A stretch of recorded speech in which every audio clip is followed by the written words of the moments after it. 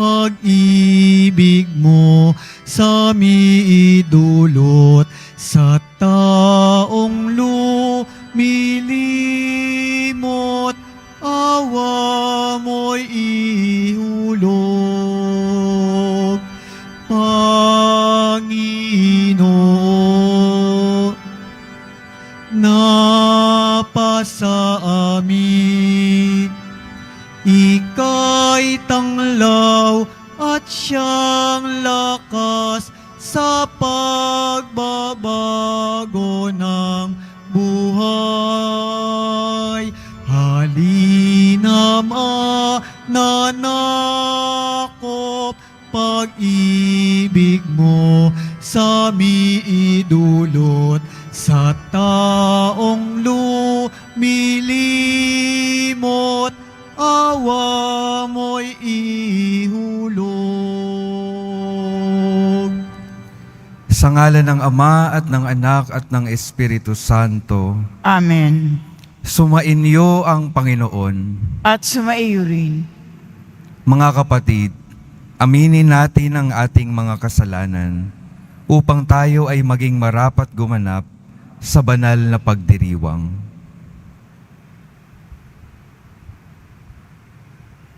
Inaamin ko sa makapangyarihang Diyos at sa inyo mga kapatid, na lubha akong nagkasala sa isip, sa salita at sa gawa at sa aking pagkukulang. Kaya isinasamo ko sa mahal na Birheng Maria, sa lahat ng mga anghel at mga banal, at sa inyong mga kapatid, na ako'y panalangin sa Panginoong ating Diyos. Kaawaan tayo ng makapangyarihang Diyos, patawarin tayo sa ating mga kasalanan, at patnubayan tayo sa buhay na walang hanggan. Amen. Panginoon, kaawaan mo kami. Panginoon, kaawaan mo kami. Kristo, kaawaan mo kami. Kristo, kaawaan mo kami. Panginoon, kaawaan mo kami. Panginoon, kaawaan mo kami. Manalangin tayo.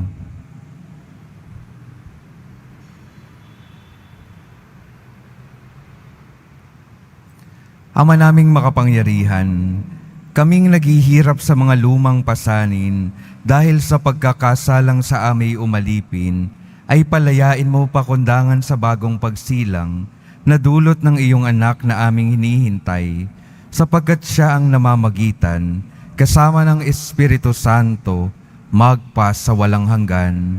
Amen. Magsiupo po ang lahat. Pagbasa mula sa aklat ni Propeta Jeremias.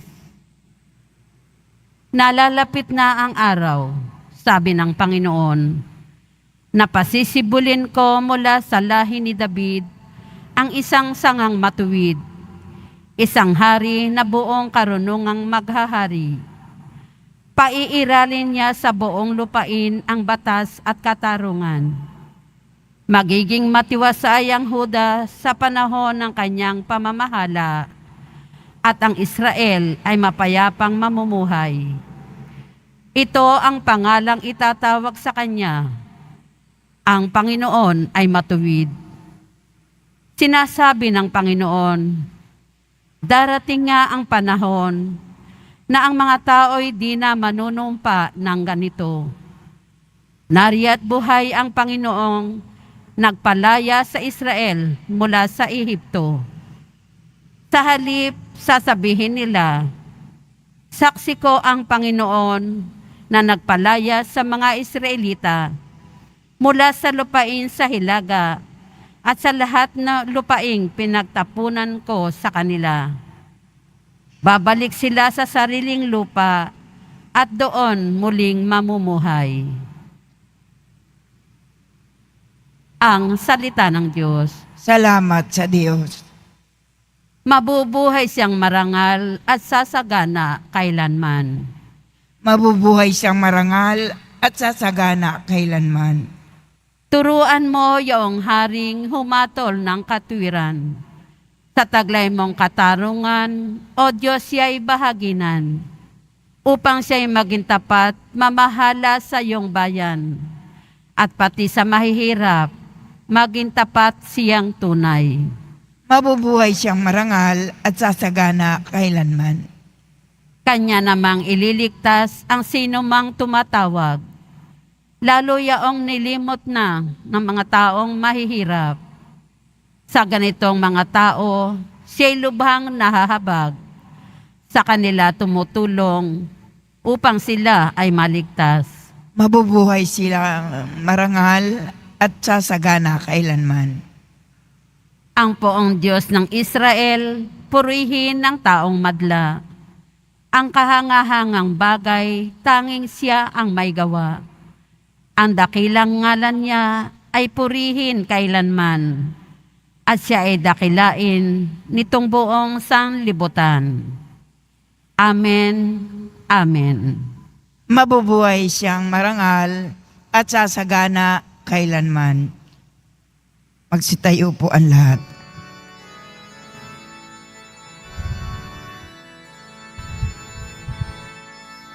Hallelujah, Hallelujah,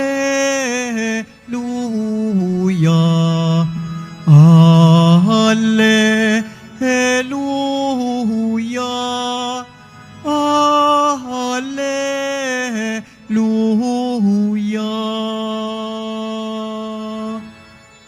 Namumuno ng Israel, nagbigay utos sa amin, halina't kami sagipin. Hallelujah, Hallelujah, Hallelujah,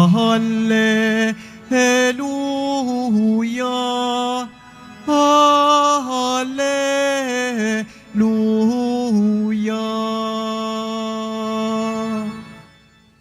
Sumainyo ang Panginoon. At sumaiyo rin. Ang mabuting balita ng Panginoon ayon kay San Mateo. Papuri sa iyo, Panginoon. Ganito ang kapanganakan kay Hesukristo. Si Maria na kanyang ina at si Jose na nakatakda ng pakasal. Ngunit bago sila nakasal, si Maria ay natagpo ang nagdadalang tao. Ito'y sa pamamagitan ng Espiritu Santo. Isang taong matuwid itong si Jose na kanyang magiging asawa. Ngunit ayaw niyang mapahiya si Maria, kaya ipinasya niyang hiwalayan ito ng lihim. Samantalang iniisip ni Jose ito, napakita sa kanya sa panaginip ang isang anghel ng Panginoon. Sabi nito sa kanya, Jose, anak ni David, huwag kang matakot na tuluyang pakasalan si Maria, sapagkat siya'y naglihi sa pamamagitan ng Espiritu Santo. Manganganak siya ng isang lalaki, at ito'y pangangalanan mong Jesus, sapagkat siya ang magliligtas sa kanyang bayan sa kanilang mga kasalanan. Nangyari ang lahat ng ito upang matupad ang sinabi ng Panginoon sa pamamagitan ng propeta. Maglilihi ang isang dalaga at manganganak ng isang lalaki, at tatawagin itong Emmanuel, ang kahulugay kasama natin ng Diyos. Nang magising si Jose, sinunod niya ang utos ng anghel ng Panginoon. Pinakasalan niya si Maria, ngunit hindi ginalaw ni Jose si Maria hanggang sa maipanganak nito ang isang sanggol na lalaki na pinangalanan nga niyang Jesus. Ang mabuting balita ng Panginoon. Pinupuri ka namin, Panginoong Hesukristo. Magsiupo po ang lahat. Magandang umaga po mga minamahal kong mga kapatid na naririto at kasama natin online. Good morning po. Alam ko po sa buhay natin ay may mga pagkakataon na may mga magagandang plano tayo na kung minsan ay hindi natutupad. May mga pangakong napapako. At alam natin kapag ganoon yung mga karanasan natin ay nakakalungkot at kung madalas nakakainis. Pero sa mga pagbasa po natin sa ngayon, sa ating karanasan habang tayo ay nasa paghahanda sa pagdating ng Panginoon, kung sa mga tao may mga posibilidad ng pagpako sa mga pangako, sa Diyos po, hindi po nangyayari iyon. Kapag sinabi ng Diyos, natutupad. Kapag nangako po ang Diyos, ginagawa niya. At ito po ang sasabihin ko sa bawat isa sa atin. Mayroon pong magandang plano ang Diyos. May banal na plano ang Diyos para sa sangkatauhan. At ngayon, naririnig natin sa mga pagbasa na unti-unti niya nang tinutupad ito. Sa aklat po ni Propeta Jeremias, sa unang pagbasa, sinabi po ng Panginoon na lalapit na ang pagdating ng isang hari. At narinig natin sa Ebanghelyo, ipinapahayag na kanila Maria, kanila Jose, na si Maria ay magdadalang tao at dadalhin ang manunubos, ang Diyos na si Jesus. Kung makikita po natin, tunay talagang ginagawa ng Diyos ang kanyang mga sinasabi. Tunay na tumutupad ang Diyos sa kanyang mga pangako. Kaya nawa yung ating puso, ang isang disposition talaga ng puso, kapag tayo ay umaharap sa Diyos, ay may pag-asa na lubos dahil hindi magpapabaya ang Diyos. May magandang plano ang Diyos. Yun po ang maiwan sa atin, lalo na sa araw na ito. Ano lang po yung nagkukulang kung minsan sa magandang plano ng Diyos? Kung minsan po tayo ay nagdududa sa ating mga sarili. Napakinggan po natin sa Ebanghelyo, si Jose gustong iwanan si Maria. Bakit? Kasi siya ay nagdadalang tao na. Sabi po sa isang interpretasyon, alam ni Jose yung magandang plano ng Diyos kay Maria. At alam din ni Jose yung kanyang sarili. Kilalang kilala niya yung kanyang sarili. At nung makita at malaman niya yung magandang plano ng Diyos para kay Maria na magdala ng banal na anak ng Diyos, sabi ni Jose sa sarili niya, parang hindi ako karapat-dapat.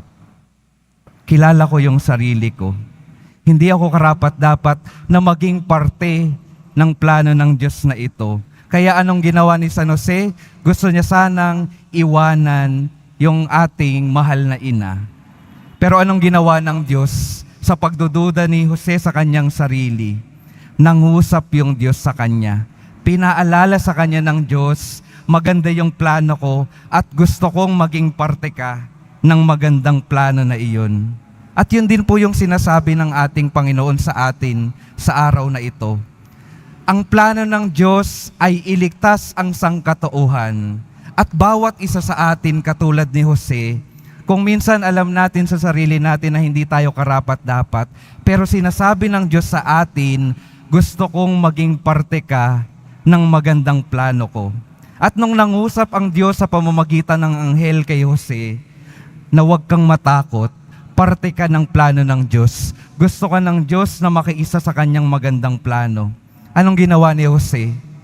Nagbago ng isip, nakinig sa Diyos at sumunod sa plano ng Diyos. At anong epekto ng pagsunod, pakikinig sa plano ng Diyos? Pagdadala ng presensya ng Diyos sa sangkatauhan. Sa kaparehong paraan po mga kapatid, kapag tayo ay nakikinig at sumusunod sa plano ng Diyos, naidadala natin sa mundong ito yung kaligtasan na ninanais ng Panginoon sa buhay ng bawat isa. Si Jose po bilang ama sa banal na pamilya, ama ng ating Panginoong Jesus, ano pong mahalagang ginawa niya? Prinotektahan niya at inalagaan yung banal na pamilya. Tayo rin po mga kapatid, ganon din po yung tawag sa atin. Pangalagaan, protektahan yung banal na pamilya ng Diyos. At sino po ang banal na pamilya ng Diyos? Tayo pong lahat, ang simbahan. Tayo po ang pamilya ng Diyos. Kaya ang misyon po para sa atin, katulad ni San Jose, pangalagaan natin yung mahal nating simbahan. Pangalagaan yung bawat isa. Protektahan mula sa mga gustong magpatay dito. Protektahan mula sa kasamaan, sa kasalanan. Alagaan po natin yung bawat isa. Dahil tayo ay pinadala ng Diyos dito sa mundong ito para katulad ni San Jose, pangalagaan ang minamahal niyang simbahan. Ito po yung mahalagang misyon natin, mga kapatid. Si San Jose po, hindi naman siya nagsalita sa Ebanghelyo. Walang nakarecord na sinabi niya. Anong mahalagang ibinigay ni San Jose sa buhay ng ating Panginoon? Yung kanyang presensya na mapagpangalaga. Presensya po. Minsan po hindi naman talaga kinakailangan na tayo ay magsalita. Kailangan yung ating presensya at yung ating mga gawa. Yun po yung napakahalagang itinuturo sa atin ng buhay ni San Jose. Hindi natin palaging kailangang may sabihin, pero kailangan natin na magbigay ng ating presensya, lalo na sa mga taong nangangailangan. Presensya po na may ginagawa. Yun po yung napakahalaga. Dahil kung meron nga tayong sinasabi, pero wala tayong ginagawa, wala ring saysay yung ating mga pananalita. Kaya mga kapatid, katulad ni San Jose, kumilos tayo, magbigay ng presensya, tumugon sa magandang plano ng Diyos upang ang Diyos tunay na makulayan yung magandang plano sa buhay ng bawat isa. At kung dumadaan man tayo sa mga pagsubok, binibigyan din tayo ng Diyos ng pwedeng matakbuhan. Si San Jose rin po. Kung titingnan po natin, iniimbitahan din tayo ng Panginoon na magtiwala sa presensya ni San Jose. Isipin po ninyo, kung ang Diyos nagtiwala sa pangangalaga ng isang tao, ng isang ama sa katauhan ni San Jose, tayo rin nawa, katulad ng Diyos Ama, magtiwala sa pangangalaga ni San Jose. Katulad ng Panginoon, hindi niya tayo pababayaan. Katulad ng Panginoon, poprotektahan din tayo ni San Jose. At katulad ng Panginoon, madadala din niya yung pagdamay ng Diyos sa ating mga buhay. Kaya sa espesyal na pagdiriwang na ito, alalahanin natin si San Jose. Matularan nawa natin siya sa pagtugon sa tawag ng Diyos kahit na sa umpisa ay mayroon tayong mga pagdududa. Amen. Magsitayo po ang lahat.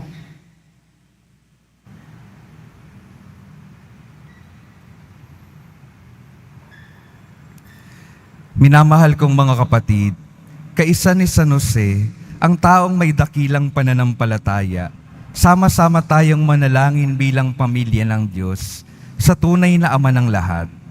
Ama ng lahat, basbasan mo kami. Ama ng lahat, basbasan mo kami. Tulad ni San Jose, ang Santo Papa, mga obispo, mga pari, at mga lalaking itinalaga ang sarili sa Panginoon, naway maging salamin ng pag-ibig ng Diyos sa pamamagitan ng kanilang makaamang pangangalaga. Manalangin tayo. Ama ng lahat, basbasan mo kami. Ang mga namumuno sa pamahalaan, nawa tulad ni San Jose, ay magkaroon ng matalas na pangunawa at pagpapasya sa plano ng Diyos na makikita sa mga pang-araw-araw na pangyayari. Manalangin tayo. Ama ng lahat, basbasan mo kami. Ang mga ama naway magpadama ng natatanging pagmamahal at pag-aalala sa kanilang pamilya sa pamamagitan ng kanilang pagsisikap at huwarang pamumuhay. Manalangin tayo. Ama ng lahat, basbasan mo kami. Ang mga nagdaranas ng mabibigat na pagsubok sa kanilang buhay na pansarili at pampamilya, naway magkaroon ng pag-asa at pananampalatayang tulad ng kay San Jose. Manalangin tayo. Ama ng lahat, basbasan mo kami. Sa pamamagitan ni San Jose, ang mga nasa bingit ng kamatayan, naway makatagpo ng ginhawa sa huling oras ng kanilang buhay. Manalangin tayo. Ama ng lahat, basbasan mo kami. Panginoon, tulungan mo kaming mabuklod bilang isang pamilya. Sa ilalim ng iyong pagka-ama, hinihiling namin ito sa pamamagitan ni Kristong aming Panginoon. Amen. Magsiupo po ang lahat.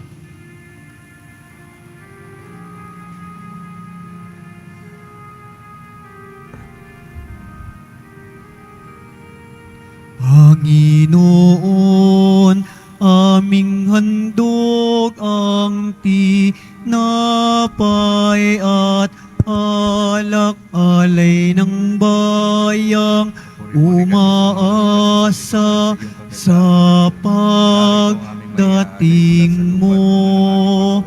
Gayon din aming hinahanda ang aming puso upang dito'y manahan ka sa pagdating mo. Sa mga bigas sa sanlibutan sa iyong kagandahang loob, narito ang aming may-ari mula sa katas ng ubas at bunga ng aming paggawa ang alak nito para maging nagbibigay ng iyong espiritu. Diyos sa mong lumila na kito sa ganung mga mga sinanay ito mga aming mga bilang ang loob mo pagkaroon sa iyo.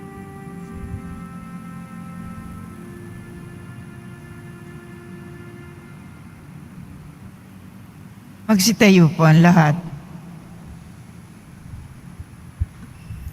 Manalangin kayo mga kapatid upang ang paghahain natin ay kalugdan ng Diyos Amang makapangyarihan. Tanggapin nawa ng Panginoon itong paghahain sa iyong mga kamay, sa kapurihan niya at karangalan, sa ating kapakinabangan at sa buong sambayanan niyang banal. Ama naming lumikha, ang pagdiriwang namin itong paghahain sa iyo ay magpagindapat nawang kami pangibabawan ng ngalan mo upang kami maging marapat makasalo sa buhay na walang maliw ng anak mong naging abang tao upang kami pagalingin sapagkat siya ang namamagitan kasama ng Espiritu Santo magpa sa walang hanggan. Amen. Sumainyo ang Panginoon. At sumaiyo rin. Itaas sa Diyos ang inyong puso at diwa. Itinaas na namin sa Panginoon. Pasalamatan natin ang Panginoong ating Diyos. Marapat na siya ay pasalamatan. Ama naming makapangyarihan, tunay ngang marapat na ikaw ay aming pasalamatan sa pamamagitan ni Hesukristo na aming Panginoon. Ang pagsusugo mo sa Kanya ay ipinahayag ng lahat ng mga propeta. Ang pagsilang niya ay pinanabikan ng mahal na birheng Kanyang inang tunay. Sa kapangyarihan ng Espiritong Banal, ang pagdating niya ay inilahad ni San Juan Bautista sa kanyang pagbibinyag. Ngayong pinaghahandaan namin ang maligayang araw ng kanyang pagsilang, kami nananabik at nananalangin lubos na makaharap sa kanyang kadakilaan. Kaya kaisa ng mga anghel na nagsisiawit ng papuri sa iyo ng walang humpay sa kalangitan, kami nagbubunyi sa iyong kadakilaan. Santo, Santo, Santo, Panginoong Diyos ng mga hukbo, napupunuan langit at lupa ng kadakilaan mo, usana sa kaitaasan. Pinagpala na paririto sa ngalan ng Panginoon, usana sa kaitaasan. Magsiluhod po ang lahat. Ama naming banal, ikaw ang bukal ng tanang kabanalan. Kaya't sa pamamagitan ng iyong Espiritu, gawin mong banal ang kaloob na ito upang para sa amin maging katawan at dugo ng aming Panginoong Hesukristo. Bago niya pinagtiis ang kusang loob na maging handog, hinawakan niya ang tinapay, pinasalamatan kanya. Pinaghati-hati niya iyon, iniabot sa kanyang mga alagad at sinabi, "Tanggapin ninyong lahat ito at kanin. Ito ang aking katawan na ihahandog para sa inyo."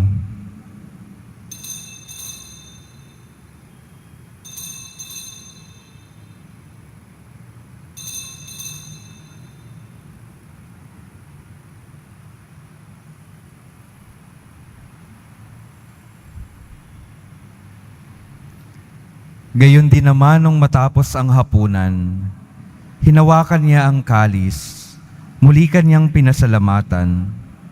Iniabot niya ang kalis sa kanyang mga lagad at sinabi, Tanggapin ninyong lahat ito at inumin. Ito ang kalis ng aking dugo, ng bago at walang hanggang tipan. Ang aking dugo na ibubuhos para sa inyo at para sa lahat, sa ikapagpapatawad ng mga kasalanan. Gawin ninyo ito sa pag-alala sa akin.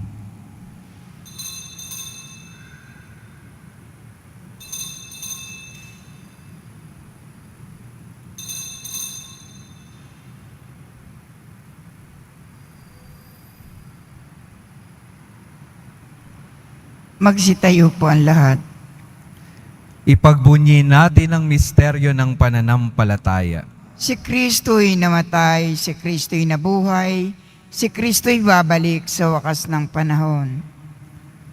Ama, ginagawa namin ngayon ang pag-alala sa pagkamatay at muling pagkabuhay ng iyong anak.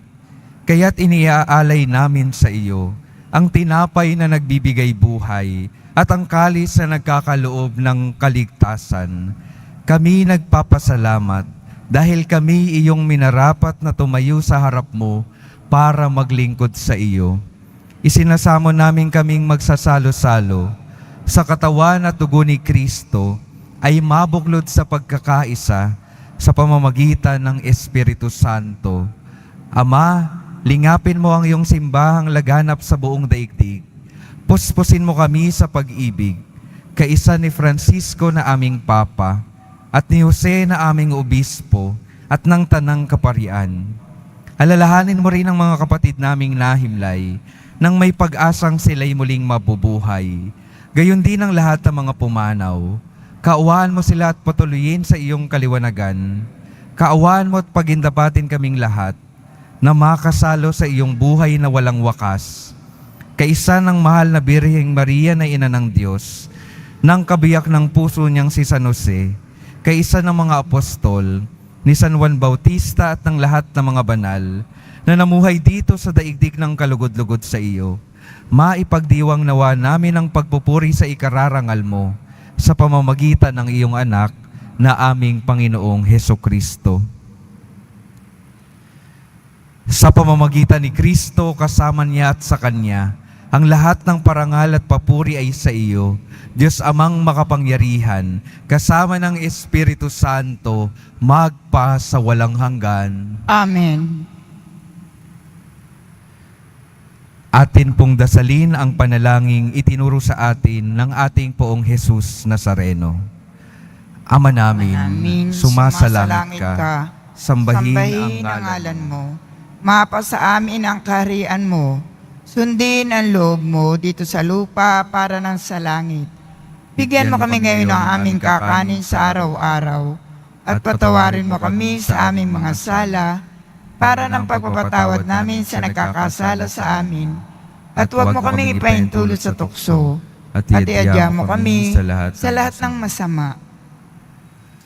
Hinihiling namin kami iadya sa lahat ng masama, pagkalooban ng kapayapaan araw-araw, iligtas sa kasalanan at ilayo sa lahat ng kapahamakan, samantalang aming pinananabikan ang dakilang araw ng pagpapahayag ng tagapagligtas naming si Hesukristo. Sapagkat iyo ang kaharian at ang kapangyarihan at ang kapurihan magpakailanman. Amen. Panginoong Hesukristo, sinabi mo sa iyong mga apostol, kapayapaan ang iniiwan ko sa inyo, ang aking kapayapaan ang ibinibigay ko sa inyo. Tunghayan mo ang aming pananampalataya at huwag ang aming pagkakasala. Pagkalooban mo kami ng kapayapaan at pagkakaisa ayon sa iyong kalooban, kasama ng Espiritu Santo, magpa sa walang hanggan. Amen. Ang kapayapaan ng Panginoon ay laging sumainyo. At sumaiyo rin. Magbigayan kayo ng kapayapaan sa isa't isa.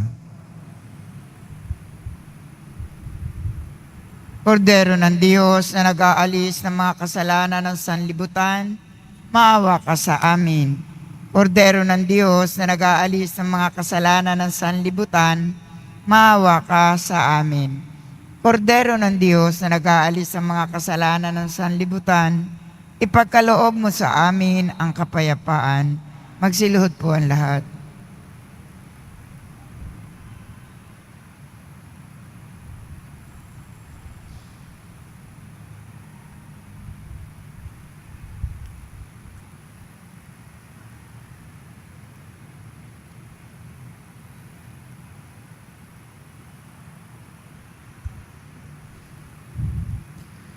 Ito ang kordero ng Diyos. Ito ang nag-aalis ang kasalanan ng sanlibutan. Mapalad ang mga inaanyayahan sa kanyang piging. Panginoon, hindi ako karapat-dapat magpatuloy sa iyo, ngunit sa isang salita mo lamang ay gagaling na ako.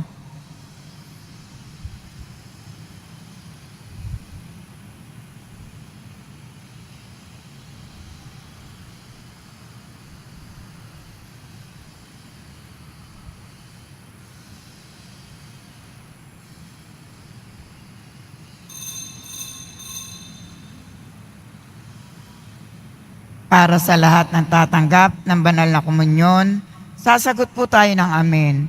Pagkasabi ng pare o ng lay minister ng katawan ni Kristo, at isubo agad sa bibig bago umalis sa harapan ng pare o ng lay minister. Sumunod po tayo. Maraming salamat po.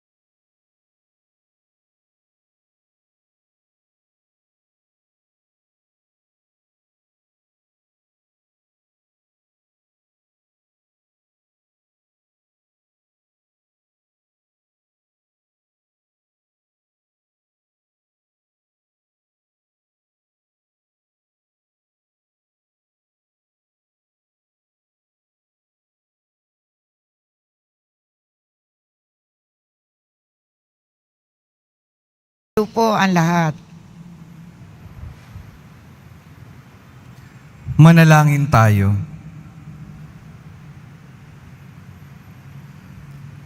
Ama naming mapagmahal, pinapakinabang mo kami sa dakilang pag-ibig mo na aming ipinagdiwang sa banal mong tahanang ito. Mapaghandaan nawa namin sa paraang marangal ang darating na dakilang kapistahan ng aming katubusan sa pamamagitan ni Hesukristo kasama ng Espiritu Santo magpas sa walang hanggan. Amen. Mga kapatid, gusto ko lang pong ipaalala sa bawat isa sa atin, may banal at magandang plano ang Diyos para sa bawat isa sa atin. Gusto kayong makiisa ng Diyos sa banal at magandang planong ito. Naway mabuksan natin ang ating mga sarili sa pamamagitan ng ating pakikinig sa Kanyang pangungusap upang tayo ay makatulong sa pagdadala ng Kanyang presensya at kaligtasan sa mundong ito. Sumainyo ang Panginoon. At sumaiyo rin. Mahal na poong Jesus Nazareno, inihayag mo sa pamamagitan ng krus ang walang maliw na pag-ibig ng Diyos sa sangkatauhan. Pakinggan mo ang kahilingan ng iyong angkan na nagsusumamo sa iyo. Makamtanawa nila ang iyong katugunan at tanggapin ang kasagutan na may utang na loob na tinatanaw. Basbasin din po ninyo ang mga daladala nilang mga imahen at dasalan. Sa pamamagitan ng bendisyon na ito, naway maalala nila ang mga pangako nila noon sa binyag, na ikaw ang kanilang iibigin at paglilingkuran bilang Panginoon magpas sa walang hanggan. Amen. At pagpalain kayo ng makapangyarihang Diyos, Ama, Anak, at Espiritu Santo. Amen. Humayo kayong mapayapa, taglay ang pag-ibig ng Diyos. Salamat sa Diyos.